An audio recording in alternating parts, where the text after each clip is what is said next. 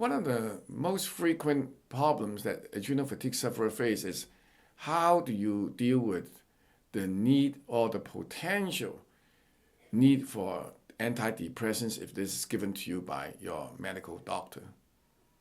This is Dr. Lam, founder of drlam.com. In this video, we're going to go through what really happens to people who complain to their doctor about fatigue.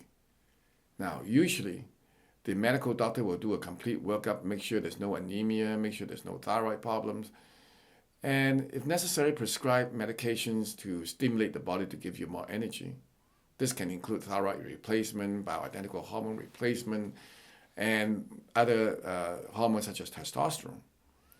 Now, if adrenal fatigue is present and these interventions are not really doing the job and fatigue continues, the medical doctors would often resort to the use of antidepressants. Well, why? Now, most people with adrenal fatigue, they already have a low energy state and low vitality to begin with. If you try to stimulate the body to give more energy, and it works in some people, and that's fine. But long term, a lot of people will get into more frustration because these medications simply don't address the root problem. As a result, the body continues to slow down, and sleep becomes a problem, appetite becomes problematic, the GI disturbances becomes exaggerated, etc., and brain fog can get worse. Now, if you complain enough to your doctors, the doctors will have no choice but to do something, and oftentimes sleeping pills as well as antidepressants are given. Now, many people come to us faced with this dilemma: should you take the antidepressants or not? Of course, you should always listen to your doctor, because indeed, if there are strong components of depression within your adrenal fatigue, you have to resolve that issue. The problem becomes even more interesting in that many of these people that embark on the antidepressants will actually not get better. In other words, even with antidepressants on board, they don't feel significantly improved in terms of energy as well as fatigue. Now, the sleep may be improved because antidepressants has a tendency to help people to be more slow and then help with the sleep. But the depressions itself tend to stay. The question is why? Now, we always have to ask why, because if you don't ask, then the tendency is just to say, well, the antidepressant dose is not strong enough, and let's get more. And oftentimes this is true. Medical doctors, in their best intentions, will give more antidepressants because the symptomatology refuses to go away. Now, in the case of adrenal fatigue, when the body is slowing down, the fatigue and the feeling antisocial and the feeling of not having energy to be in an active mode, insomnia, are all also part of the clinical picture. So there's tremendous overlap.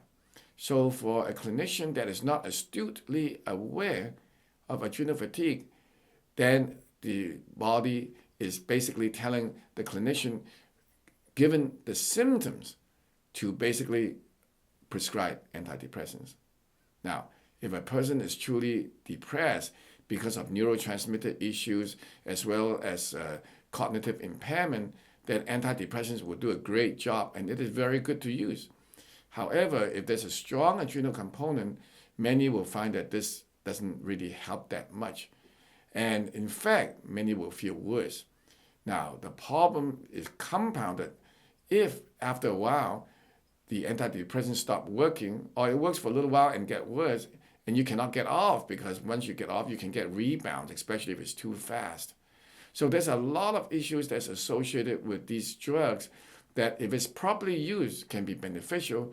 But in the case of antidepressants used during adrenal fatigue and not helping, it is really an alert that, in fact, antidepressants may not be the best choice and the best route to overcome the symptoms. And one of the key symptoms, therefore, is antidepressants not working. When you have this situation, think adrenal fatigue. Those of you who are interested to learn more about this topic can get my mini book called Psychology of Adrenal Fatigue Syndrome, as well as one called Central Nervous System Disruptions and Adrenal Fatigue Syndrome. I hope you've enjoyed this video. For more information on this topic, head over to drlam.com, where I have written over 1,000 articles to help educate people. You can also call me at 626-571-1234 for more information on adrenal fatigue and how to navigate it. Finally, if you enjoyed this video, please subscribe to my YouTube channel. Thanks for watching.